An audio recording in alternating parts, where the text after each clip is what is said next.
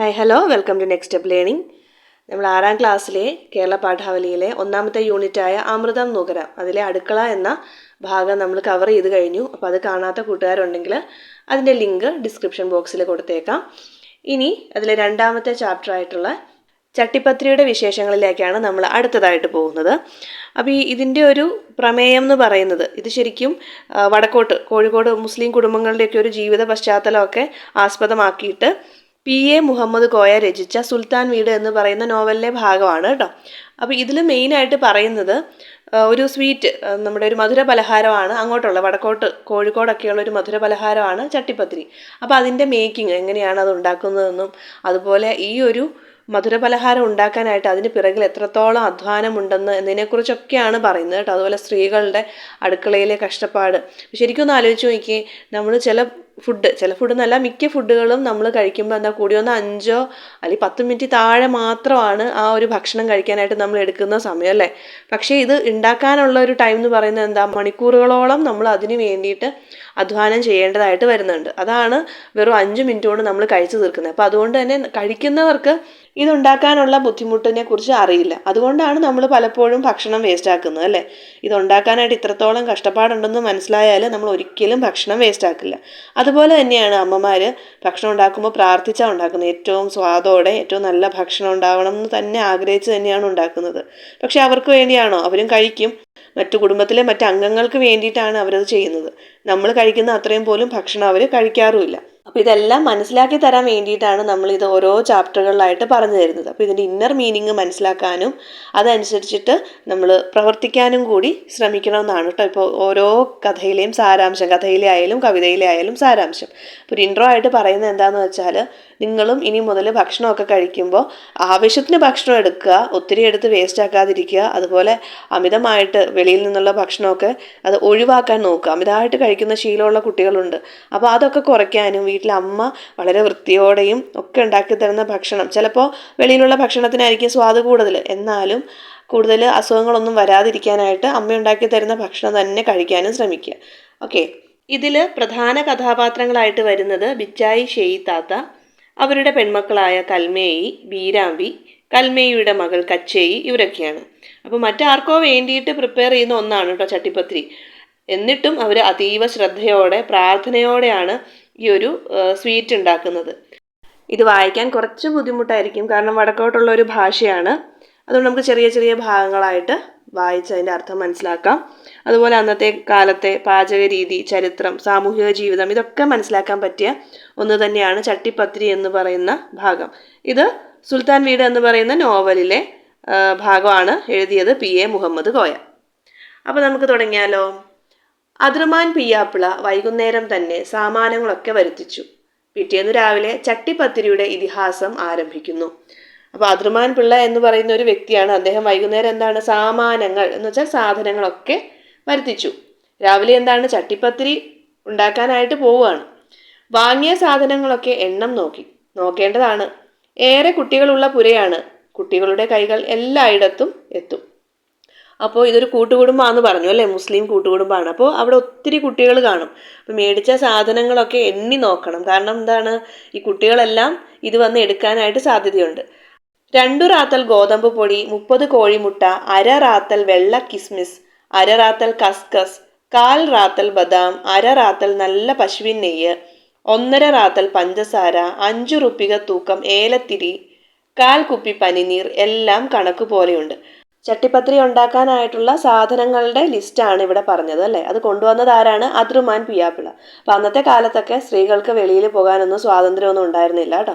വെളിയിൽ നിന്ന് ചട്ടിപ്പത്തിരി ഉണ്ടാക്കാനായിട്ട് വേണ്ട ഇൻഗ്രീഡിയൻസ് മേടിച്ചു കൊണ്ടുവന്നതിൻ്റെ ലിസ്റ്റാണ് ഇവിടെ പറയുന്നത്.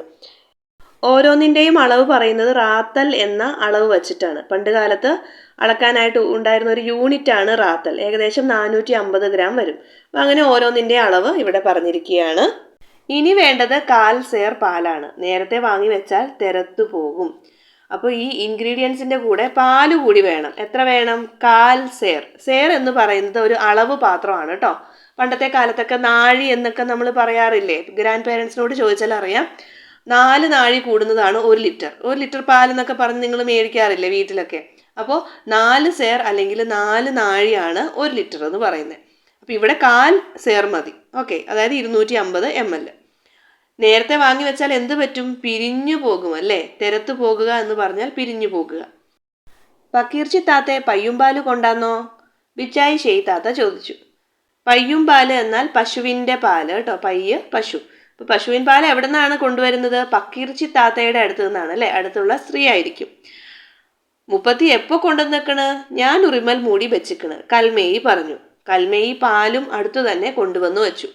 അപ്പോൾ പക്കീർച്ചി താത്ത ഇങ്ങനെ ചോദിച്ചപ്പോൾ കൽമേയി എന്ത് ചെയ്തു? പാലെടുത്ത് കൊണ്ടുവന്ന് വെച്ചു അല്ലേ? എന്നിട്ട് എന്താ പറഞ്ഞത്? മൂപ്പത്തി എന്നാൽ അവര് എന്നുള്ള അർത്ഥമാണ് കേട്ടോ. അവരെപ്പോഴേ പാല് കൊണ്ടുവന്ന് തന്നു, അത് ഞാൻ ഉറിമൽ മൂടി വെച്ചിരിക്കുകയായിരുന്നു എന്ന് പറഞ്ഞാണ് കൊണ്ടുവന്ന് വയ്ക്കുന്നത്. ബിച്ചായി ഷെയ് താത്ത ഗോതമ്പപ്പൊടി എടുത്ത് വെള്ളം ചേർത്ത് കുഴച്ച് മാവാക്കി വെച്ചു. അതിനിടയ്ക്ക് കൽമേയി വെള്ളം നിറച്ച ഒരു പിഞ്ഞാണത്തിൽ ബദാം എടുത്തിട്ടു. പൊതിരട്ടെ. അപ്പോൾ ബിച്ചായി ഷെയ് താത്ത ഈ ചട്ടിപ്പത്തിരിക്കുള്ള മാവിന് വേണ്ടിയിട്ട് ഗോതമ്പ് പൊടി എടുത്ത് വെള്ളം ചേർത്ത് കുഴച്ചു വെച്ചു. അതിനിടയ്ക്ക് കൽമേയി എന്ത് ചെയ്യുന്നു? പിഞ്ഞാണത്തിൽ, പാത്രത്തിൽ കുറച്ച് വെള്ളം നിറച്ച് അതിലേക്ക് ബദാം കുതിരാനിട്ടു. പൊതിരട്ടെ എന്നാൽ കുതിരട്ടെ എന്നുള്ള അർത്ഥമാണ് കേട്ടോ. സോക്ക് ചെയ്യാനിടുമല്ലോ അത്. പാത്തുമ്മേയി താത്ത 30 കോഴിമുട്ടയും ഉടച്ച് സാനിൽ പാർന്നു. പഞ്ചാര പൊതി അഴിച്ച് കുറച്ച് പഞ്ചാര ഉടച്ച മുട്ടയിലിട്ടു. ഏലത്തിരിയും എടുത്തിട്ടു. അപ്പോൾ സാൻ എന്ന് പറഞ്ഞാൽ പരന്ന പാത്രം എന്നുള്ള അർത്ഥമാണ് കേട്ടോ. പാൻ എന്ന് കേട്ടിട്ടില്ല, അതുപോലെ ഓർത്താൽ മതി. പാൻ, പരന്ന ഒരു പാത്രം, അതാണ് സാൻ. ഇതിലേക്ക് എന്തൊക്കെയാണ് ഇടുന്നത്? 30 കോഴിമുട്ട ഉടച്ചതും അതിലേക്ക് പഞ്ചസാരയും പിന്നെ ഏലത്തിരിയും ചേർത്തു. അതാ പനിനീരിൻ്റെ കുപ്പി, ഇങ്ങോട്ടിടുമോളെ. കൽമേയി പനിനീരിൻ്റെ കുപ്പി നീക്കി വെച്ചപ്പോൾ കുറച്ച് പനിനീരും ആ മുട്ടയിൽ ചേർത്തു. ആസ തിരിക്കും മാതിരി വലത് കൈ ചലിപ്പിച്ചു മുട്ടയുടച്ച് അടിക്കാൻ തുടങ്ങി. അപ്പോൾ ഈ ഒരു മിശ്രിതത്തിൻ്റെ കൂടെ എന്തുകൂടിയാണ് ചേർത്തത്? പനിനീര് ചേർത്തല്ലേ? കൽമേയിയോട് പനിനീര് തരാൻ പറഞ്ഞു. എന്നിട്ട് എന്ത് ചെയ്തു? ആസ തിരിക്കും മാതിരി. ആസ എന്നാൽ കടകോല് പോലെ, നമ്മൾ വെണ്ണയൊക്കെ ഉണ്ടാക്കാനായിട്ടൊരു ഉപകരണം ഉണ്ടല്ലോ, കടകോല്. അപ്പോൾ അത് തിരിക്കുന്നത് പോലെ വലത് കൈ കൊണ്ട് എന്താണ് മുട്ട അടിച്ച് പതപ്പിക്കാനായിട്ട് തുടങ്ങി. മോളെ, അതാ മാവ് കുഴച്ചത്, എല്ലാവരും കൂടി 20 തോല് പരത്തിക്കോളി. കൽമേയി ഇരുന്നു, അനുജത്തി ബീരാമ്പി ഇരുന്നു. അപ്പോൾ ബിച്ചായി ഷെയ് താത്തയുടെ മൂത്ത മകൾ കൽമേയിയും അനുജത്തി ബീരാമ്പിയും ഈ മാവ് കൊണ്ട് എന്തുണ്ടാക്കാനാണ്? പത്തിരി. അതിനാണ് തോലെന്ന് പറയുന്നത് കേട്ടോ. 20 പത്തിരി ഉണ്ടാക്കാനായിട്ട് പറയുകയാണ്. കൽമേയിയുടെ മൂത്ത മോൾ കച്ചേയും ഇരുന്നു. ചെറിയ മുട്ടിപ്പലകളിലാണ് ഇരുന്നത്. ഓരോരുത്തരും മുമ്പിൽ പത്തിരി പരത്തുന്ന വലിയ വട്ടപ്പലകകൾ വലിച്ചിട്ടു.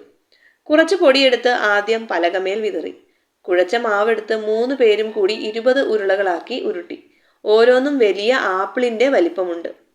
ബിച്ചായി ഷെയ് താത്തയുടെ 2 മക്കൾക്കൊപ്പം കൽമേയിയുടെ മൂത്ത മകളായ കച്ചേയും കൂടിയാണ് പരത്താനിരിക്കുന്നത്.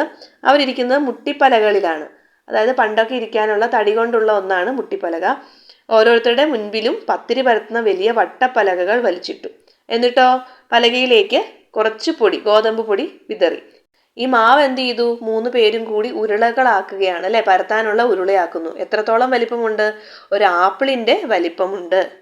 പത്തിരി കുഴലുകൾ തുടച്ച് ഉരുളകളിൽ അമർത്തി റോളർ ഉരുട്ടും പോലെ ഉരുട്ടിക്കൊണ്ട് പരത്താൻ തുടങ്ങി. അമർത്തി ഉരുട്ടും തോറും മാവ് ആനച്ചെവിയുടെ രൂപത്തിൽ പലകമേൽ പരക്കുന്നു. വീട്ടിൽ അമ്മ ചപ്പാത്തിയൊക്കെ ഉണ്ടാക്കുന്നത് കണ്ടിട്ടുണ്ടോ? ചപ്പാത്തി പലകയിൽ ഉരുട്ടിയ ഉരുള വെച്ചിട്ട് നീണ്ട ഒരു കുഴലുണ്ട്, ഒരു റോളർ, അത് വെച്ച് പരത്തിയാണ് ഉണ്ടാക്കുന്നത് അല്ലേ? അതുപോലെ പരത്താൻ തുടങ്ങി. അങ്ങനെ അമർത്തി പ്രഷർ കൊടുത്ത് പരത്തും തോറും എങ്ങനെയാണ് അത് പരന്ന് വരും അല്ലേ? ഇവിടെ അതിനെ ആനച്ചെവിയുടെ രൂപത്തോടാണ് സാദൃശ്യപ്പെടുത്തിയിരിക്കുന്നത് കേട്ടോ. ഇത് കൊയലിമ്മല് ഒട്ടിപ്പിടിക്കണ്, കുറച്ച് പൊടി വേണം. ബാക്കിയുള്ള പൊടിയുടെ പൊതി കൽമേയി നീക്കിക്കൊടുത്തു. ബീരാമ്പി, കൽമേയിയുടെ മകൾ ബീരാമ്പി പറയുകയാണ്, ഇത് കുഴലിൽ ഒട്ടിപ്പിടിക്കുകയാണ് ഈ മാവ്. അപ്പം അതുകൊണ്ട് എന്ത് വേണം? കുറച്ച് പൊടി വേണം. ബീരാമ്പി പൊടിപ്പൊതി എടുത്ത് പലകമേലും കുഴലിന്മേലും ഒന്ന് പൂശി. എന്നിട്ടൊന്ന് പരത്തി നോക്കി.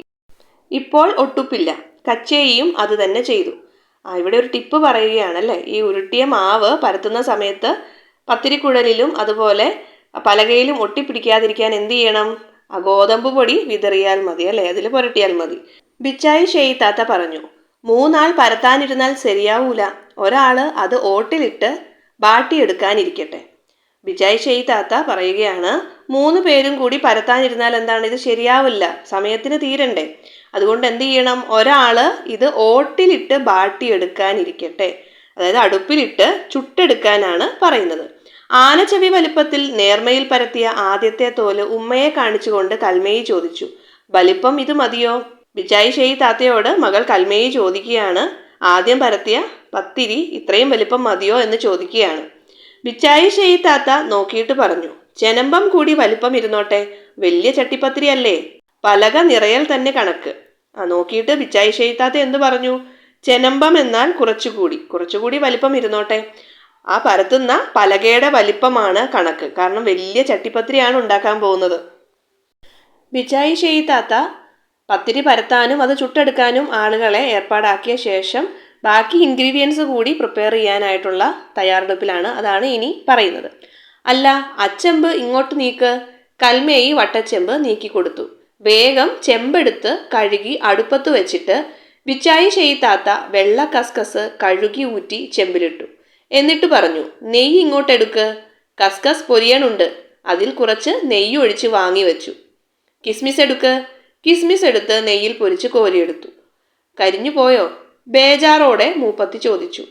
വീരാമ്പി എണീറ്റ് കയ്യിൽ കണ കൊണ്ട് പൊതിഞ്ഞ കിസ്മിസിൽ കുത്തി നോക്കി. ഇല്ല, കണക്കാണ്. അപ്പോൾ ബിച്ചായി ഷെയ് താത്ത കൽമേയോട് പറഞ്ഞൊരു ചെമ്പെടുത്ത് അത് കഴുകി അടുപ്പിൽ വെച്ചിട്ട് ആദ്യം എന്താ ചെയ്യുന്നത്? വെള്ള കസ്കസ് കഴുകി ഊറ്റി ചെമ്പിലിട്ടത് പൊരിയണു എന്ന് പറഞ്ഞാൽ വറുത്ത് വരിക അല്ലെങ്കിൽ ഫ്രൈ ആക്കുക എന്നുള്ള അർത്ഥമാണ്. അപ്പോൾ അത് വറുത്തെടുക്കുകയാണ് ചെയ്യുന്നത്. ശേഷം നെയ്യ് ഒഴിച്ചിട്ട് അതിൽ കിസ്മിസ് ഫ്രൈ ചെയ്തെടുക്കുകയാണ്. അപ്പോൾ ബിച്ചായി ഷെയ് താത്ത ബേജാറോടെ എന്നാൽ ടെൻഷൻ, പരിഭ്രമം എന്നുള്ള അർത്ഥമൊക്കെയാണ് കേട്ടോ. കരിഞ്ഞു പോയോ എന്ന് വിഷമത്തോടെ ഇങ്ങനെ ചോദിക്കുന്ന സമയത്ത് ബീരാമ്പി എന്ത് ചെയ്യുന്നു? അത് കരിഞ്ഞോ എന്ന് നോക്കാനായിട്ട് കിസ്മിസിൽ കുത്തി നോക്കി.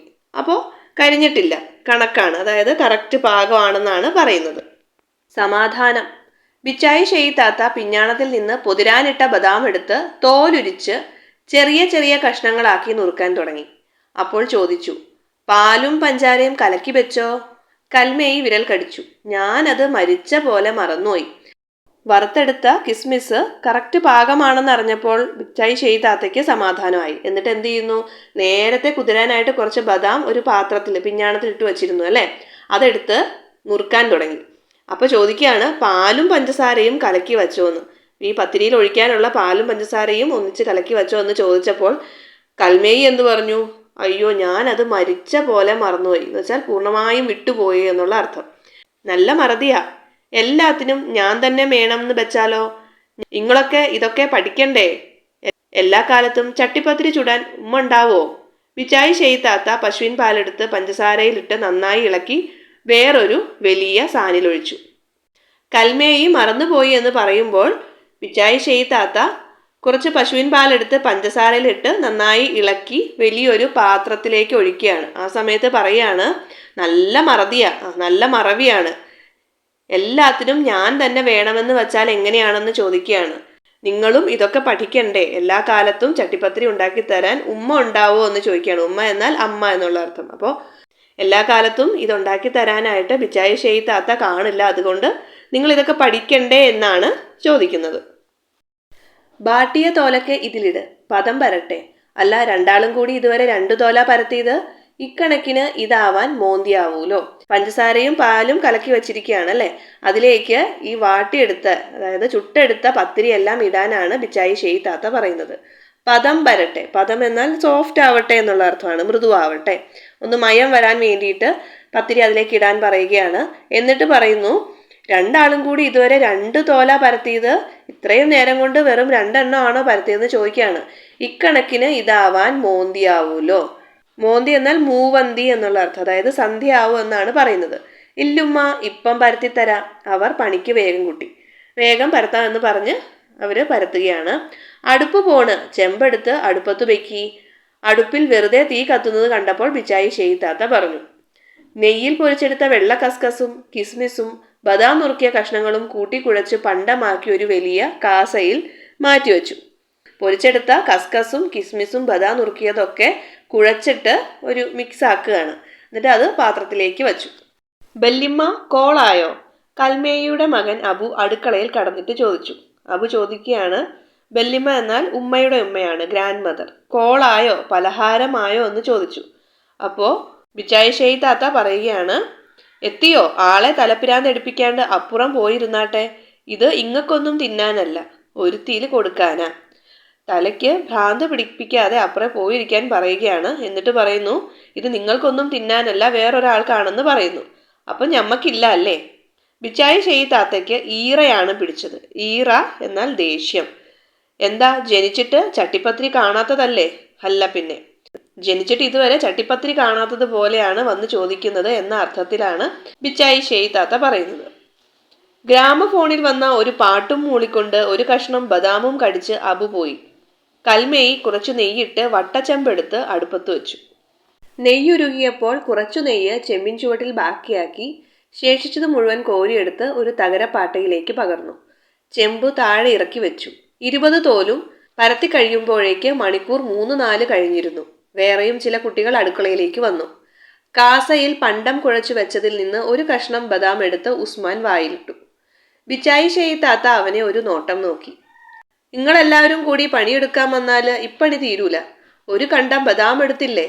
ഇനി അപ്പുറം പോയി കളിച്ചോളി, വേറൊരുത്തൻ ചോദിച്ചു. ഒരു കണ്ടം കിസ്മിസ്. ചെമ്പിലിട്ട നെയ്യ് ഉരുകി കഴിഞ്ഞപ്പോൾ എന്താണ്, കുറച്ച് ചെമ്പിൽ ബാക്കിയാക്കിയിട്ട് ബാക്കിയെല്ലാം കോരിയെടുത്ത് ഒരു തകരപ്പാട്ടയിലേക്ക് പകർന്നു. തകരപ്പാട്ട എന്ന് പറയുന്നത് തകര ഒരു ലോഹമാണ്. അപ്പോൾ ആ ലോഹത്തിൽ നിർമ്മിച്ച ഒരു പാത്രമാണ്. അതിലേക്ക് നമ്മൾ സേവ് ചെയ്ത് എടുത്ത് വയ്ക്കൂലേ, ഉരുക്കിയ നെയ്യ് എടുത്ത് സൂക്ഷിച്ചു വയ്ക്കുകയാണ്. ശേഷം ചെമ്പ് താഴെ ഇറക്കി വെച്ചു. അപ്പോൾ 20 പത്തിരിക്കുള്ള ഉരുളയാണ് ഉണ്ടാക്കിയത്. ആ 20 പത്തിരി ഉണ്ടാക്കി കഴിഞ്ഞപ്പോൾ എത്ര മണിക്കൂറായി? 3-4 മണിക്കൂർ കഴിഞ്ഞിരിക്കുന്നു. ഇത്രത്തോളം അധ്വാനം അതിന് പുറകിലുണ്ടെന്ന് കാണിച്ചു തരുന്നതാണ് ആ സമയമായി കണക്ട് ചെയ്ത് കേട്ടോ. പിന്നെ ചില കുട്ടികൾ എന്താണ്, അടുക്കളയിലേക്ക് വന്ന് ഇടയ്ക്കിടയ്ക്ക് ഇവരെ ഡിസ്റ്റർബ് ചെയ്യുന്നുണ്ട് അല്ലേ. കുറച്ച് ബദാമൊക്കെ എടുത്ത് ഉസ്മാൻ വായിലൊക്കെ ഇടുന്നുണ്ട്. അപ്പോൾ ബിച്ചായി ഷെയ്ത്താത്ത അവനെ ഒരു നോട്ടം നോക്കി, ദേഷ്യപ്പെട്ട് നോക്കി. എന്നിട്ട് പറയുകയാണ്, നിങ്ങളെല്ലാവരും കൂടി ഇങ്ങനെ വന്നാൽ എന്താണ്, ഈ പണി തീരില്ല. ഒരു കണ്ടം എന്നാൽ കഷ്ണം, ഒരു കഷ്ണം ബദാം എടുത്തില്ലേ, അപ്പം നീ ഇനി അപ്പുറം പോയി കളിച്ചോളൂ എന്ന് പറയാണ്. അപ്പോൾ അടുത്ത വേറൊരുത്തം വരികയാണ്, ഒരു കണ്ടം കിസ്മിസ്, ഒരു കഷ്ണം കിസ്മിസ് താട്ടെ എന്ന് പറഞ്ഞു. അപ്പോൾ ഇങ്ങനെ ഒരു കൂട്ടുകുടുംബമാണ്. അവിടെയുള്ള സ്ത്രീകളെല്ലാം അടുക്കളയിൽ പണിയിലാണ്. ചെറിയ കുട്ടികളൊക്കെ എന്താണ് ഇടയ്ക്കിടയ്ക്ക് വന്ന് ഇവരോട് ഇങ്ങനെ ഓരോന്ന് ചോദിക്കുന്നുണ്ട്. മാവ് പരത്തി തോലാക്കിയവരും പരത്തിയ തോല് ഓട്ടിലിട്ട് വാട്ടിയവളും എണീറ്റ് പത്തിരി പലകകൾ മാറ്റി വച്ചപ്പോൾ ബിച്ചായി ഷെയ്ത്താത്ത ചോദിച്ചു, 20 തോല് തികച്ചും ഇല്ലേ?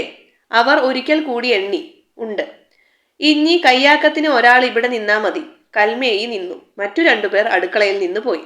ബിച്ചായി ഷെയ്ത്താത്തയുടെ മക്കളായ കൽമേയിയും ബീരാമ്പിയും കൽമേയിയുടെ മകൾ കച്ചേയുമായിരുന്നു മാവ് പരത്താനും അത് ചുട്ടെടുക്കാനും നിന്നവർ. അപ്പൊ ഇവര് 3 പേരും എന്താണ്, എഴുന്നേറ്റ് പത്തിരി പലകളൊക്കെ മാറ്റിവെച്ചു. ആ സമയത്ത് ബിച്ചായി ഷെയ്ത്താത്ത ചോദിച്ചു, 20 തോലും തികച്ചും എന്നാൽ തികച്ചും, 20 എണ്ണവും തികച്ചും ഇല്ലേ എന്ന് ചോദിച്ചപ്പോൾ ഇവർ വീണ്ടും ഒന്നുകൂടി എണ്ണി നോക്കി തിട്ടപ്പെടുത്തിയിട്ട് ഉണ്ടെന്ന് പറഞ്ഞു.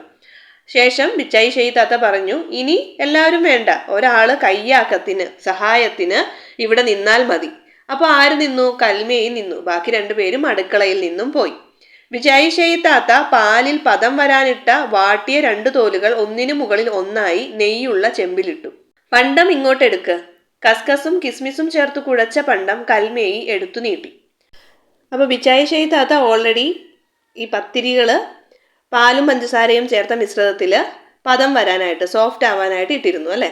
അതിൽ നിന്ന് 2 പത്തിരി എടുത്ത് ഒന്നിനു മുകളിൽ ഒന്നായിട്ട് നെയ്യുള്ള ചെമ്പിലേക്ക് ഇട്ടു.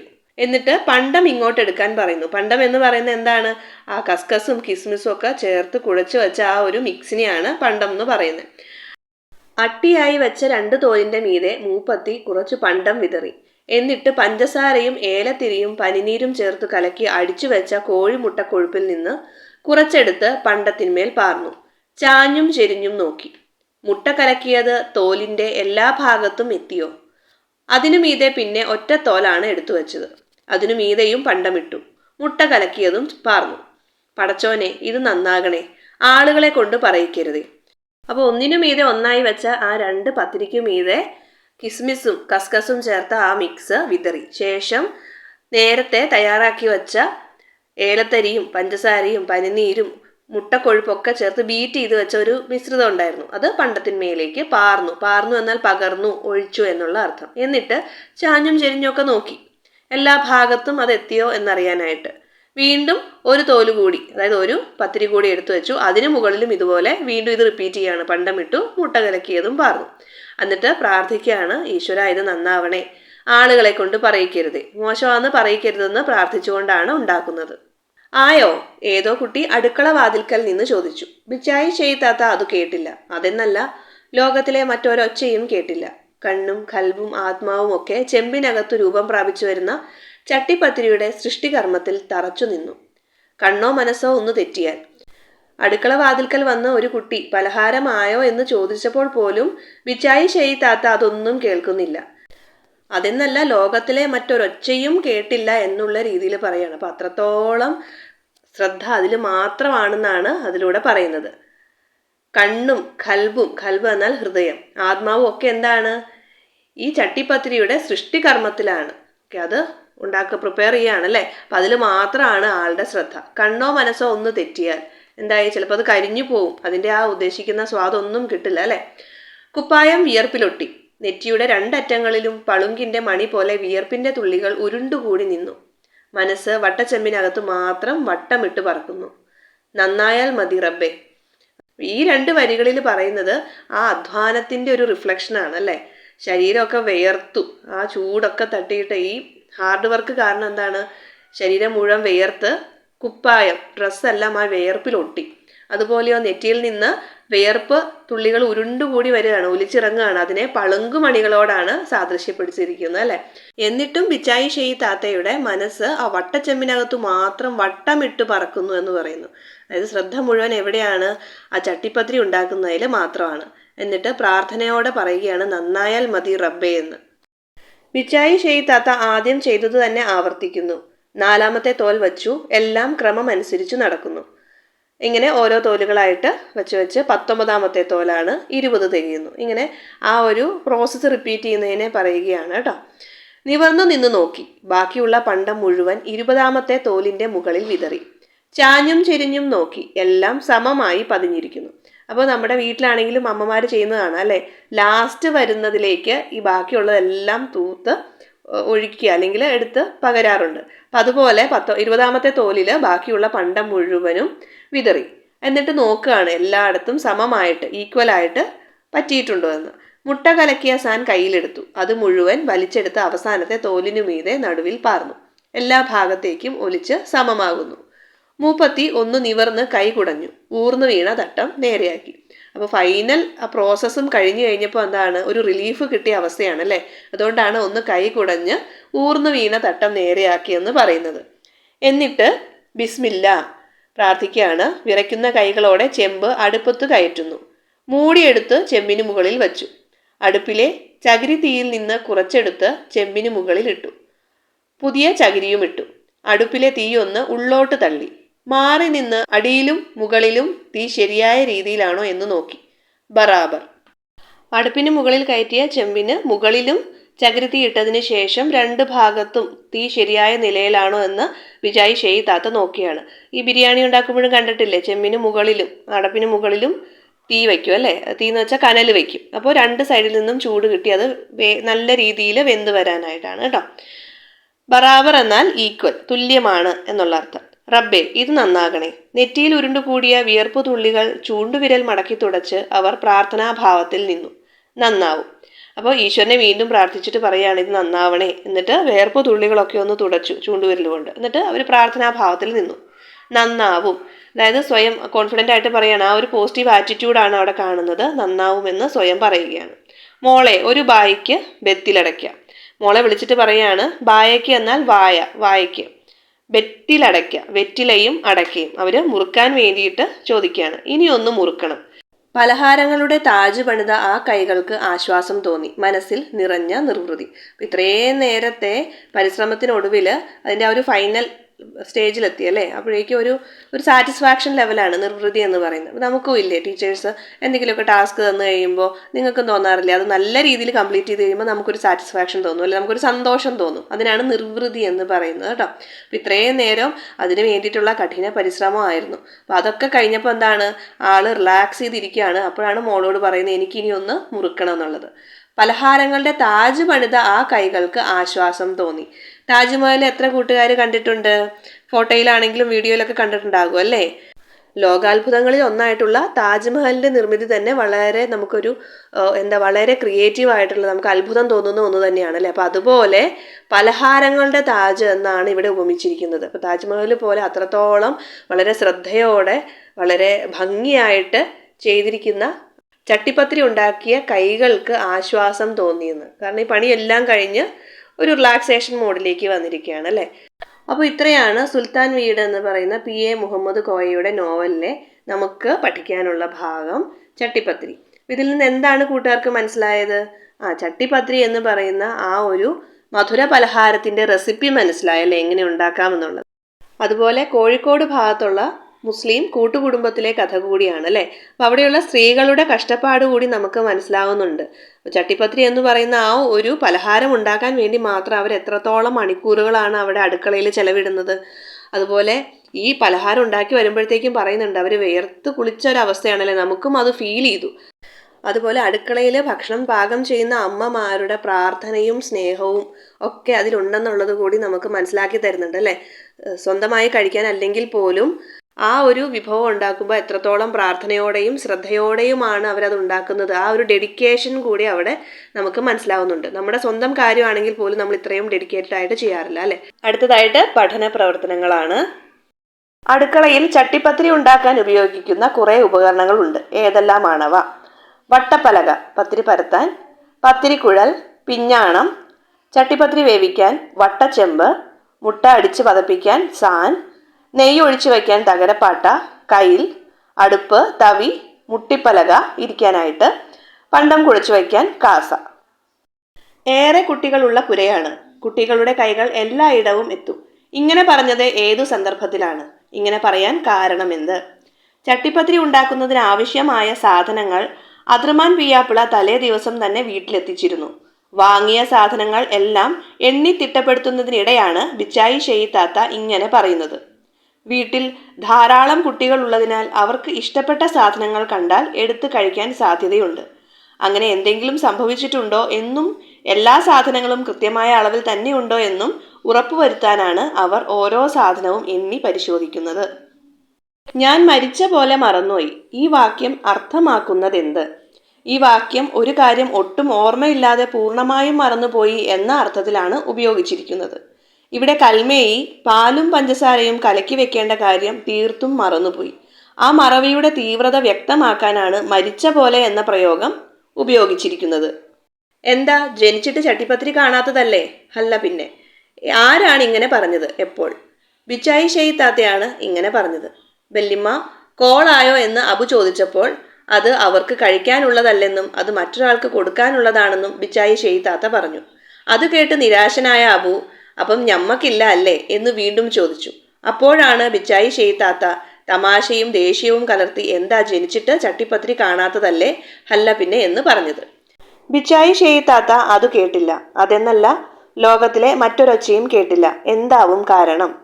ബിച്ചായി ഷെയ്ത്താത്ത ചട്ടിപ്പത്തിരി തയ്യാറാക്കുന്ന ജോലിയിൽ പൂർണ്ണമായും മുഴുകിയിരിക്കുന്നതിനാലാണ് അവർക്ക് മറ്റാരുടെയും ശബ്ദം കേൾക്കാതിരുന്നത്. ചട്ടിപ്പത്തിരി വളരെ ശ്രദ്ധയോടെയും പ്രാർത്ഥനാഭാവത്തോടെയും തയ്യാറാക്കുകയായിരുന്നു അവർ.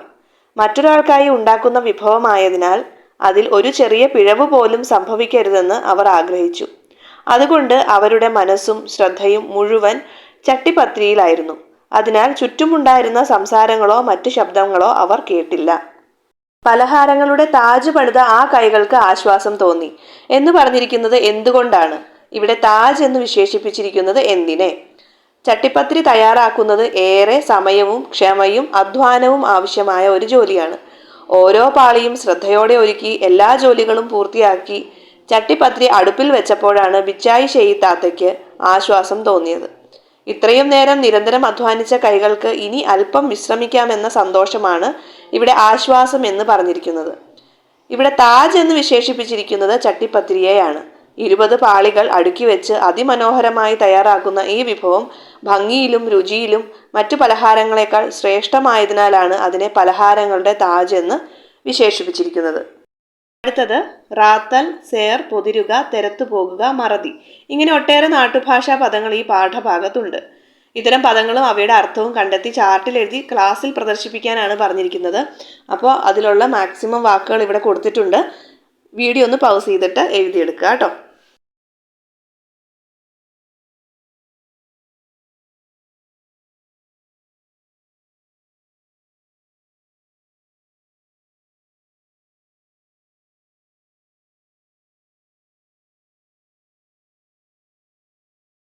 പലഹാരങ്ങളുടെ താജ് പണിയുന്ന ബിച്ചായി ഷെയ് താത്തയെ ഈ കഥ വായിക്കാത്ത കൂട്ടുകാർക്ക് പരിചയപ്പെടുത്തുന്നതിനായി ഒരു കത്ത് എഴുതാനാണ് പറഞ്ഞിരിക്കുന്നത്. അതിനൊരു മോഡൽ കൊടുത്തിട്ടുണ്ട് കേട്ടോ. പ്രിയപ്പെട്ട അനു, സുഖമാണല്ലോ? ഇവിടെ എല്ലാവർക്കും സുഖം. ഇന്ന് ഞാൻ വായിച്ച ഒരു മനോഹരമായ കഥയിലെ കഥാപാത്രത്തെ നിനക്ക് പരിചയപ്പെടുത്താനാണ് ഈ കത്ത്. PA മുഹമ്മദ് കോയയുടെ സുൽത്താൻ വീട് എന്ന നോവലിലെ പാഠഭാഗം ഞാൻ വായിച്ചു. അതിലെ ബിച്ചായി ഷെയ് താത്ത എന്ന കഥാപാത്രം എന്നെ വളരെയേറെ ആകർഷിച്ചു. ചട്ടിപ്പത്തിരി ഉണ്ടാക്കുന്നതിൽ അസാധാരണമായ കൈപുണ്യമുള്ള വ്യക്തിയാണ് ബിച്ചായി ഷെയ് താത്ത. ചട്ടിപ്പത്തിരി തയ്യാറാക്കാൻ ആവശ്യമായ ഓരോ സാധനവും കൃത്യമായി ശേഖരിക്കുകയും അളക്കുകയും ചെയ്യുന്നതിൽ അവർ വളരെ ശ്രദ്ധാലുവാണ്. ഓരോ ഘട്ടവും ക്ഷമയോടെയും സൂക്ഷ്മതയോടെയും പൂർത്തിയാക്കുന്ന അവരുടെ അർപ്പണബോധം എല്ലാവർക്കും മാതൃകയാണ്. ബിച്ചായി ഷെയ് താത്തയ്ക്ക് ചട്ടിപ്പത്തിരി ഒരു സാധാരണ പലഹാരമല്ല, അതൊരു കലാസൃഷ്ടിയാണ്. അതുകൊണ്ട് തന്നെ കഥയിൽ ചട്ടിപ്പത്തിരിയെ പലഹാരങ്ങളുടെ താജ് എന്നാണ് വിശേഷിപ്പിക്കുന്നത്. പത്തിരി തയ്യാറാക്കുന്ന ഓരോ നിമിഷവും അവർ പൂർണ്ണ മനസ്സോടെയും ആത്മാർത്ഥതയോടെയും ജോലിയിൽ മുഴുകുന്നു. അവസാനം ചട്ടിപ്പത്തിരി അടുപ്പിൽ വെച്ച് പാകമാകുമ്പോൾ അവരുടെ മുഖത്ത് തെളിയുന്ന സന്തോഷവും സംതൃപ്തിയും വായനക്കാരുടെയും മനസ്സിൽ നിറയും. സ്വന്തം ജോലിയെ സ്നേഹിക്കുകയും അതിൽ ആത്മാർത്ഥമായി പരിശ്രമിക്കുകയും ചെയ്യുന്ന ഒരു മികച്ച വ്യക്തിത്വമാണ് ബിച്ചായി ഷെയ് താത്ത. സമയം കിട്ടുമ്പോൾ നീയും ഈ കഥ തീർച്ചയായും വായിക്കണം. നിനക്കും ഈ കഥാപാത്രത്തെ വളരെ ഇഷ്ടമാകുമെന്ന് എനിക്ക് ഉറപ്പുണ്ട്. സ്നേഹത്തോടെ, ശ്രീയ. അപ്പോൾ ഇതൊരു മോഡലാണ്. ഈ ഒരു രീതിയിൽ നിങ്ങൾക്കും കത്തുകൾ എഴുതാം കേട്ടോ. അടുത്ത പ്രവർത്തനം അടുക്കള ആരുടേതാണ്. ഇത് നിങ്ങൾ ക്ലാസ്സിൽ ഗ്രൂപ്പായിട്ട് ചെയ്യാനുള്ളതാണ് കേട്ടോ. അപ്പോൾ 2 ഗ്രൂപ്പായിട്ട് തിരിഞ്ഞിട്ട് ഒരു ഡിബേറ്റ് പോലെ, സംവാദം പോലെയാണ് സംഘടിപ്പിക്കേണ്ടത്. അപ്പോൾ ഒരു ഗ്രൂപ്പ് എന്ത് ചെയ്യണം, സ്ത്രീകൾ മാത്രം ചെയ്യാനുള്ളതാണ് അടുക്കളയിലെ കാര്യങ്ങൾ എന്നുള്ള രീതിയിലും, മറ്റുള്ളവർ എന്ത് ചെയ്യണം, അങ്ങനെയല്ല, എല്ലാവർക്കും തുല്യമായിട്ട് ഉത്തരവാദിത്വമുണ്ട് എന്നുള്ള രീതിയിൽ നിങ്ങൾ 2 ഗ്രൂപ്പായിട്ട് തിരിഞ്ഞിട്ട് ചെയ്യേണ്ട പ്രവർത്തനങ്ങളാണ്. അടുത്തത് അഭിനയിക്കാം. നിങ്ങളുടെ ചിന്തയിലുള്ള മാറിയ അടുക്കളയെ അഭിനയത്തിലൂടെ അവതരിപ്പിക്കുക.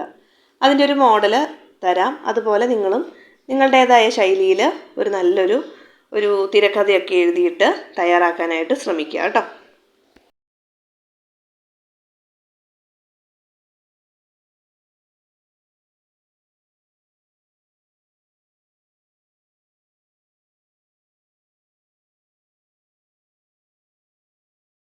അപ്പോൾ എല്ലാ കൂട്ടുകാർക്കും എൻ്റെ ക്ലാസ് ഇഷ്ടമായെന്ന് വിചാരിക്കുന്നു.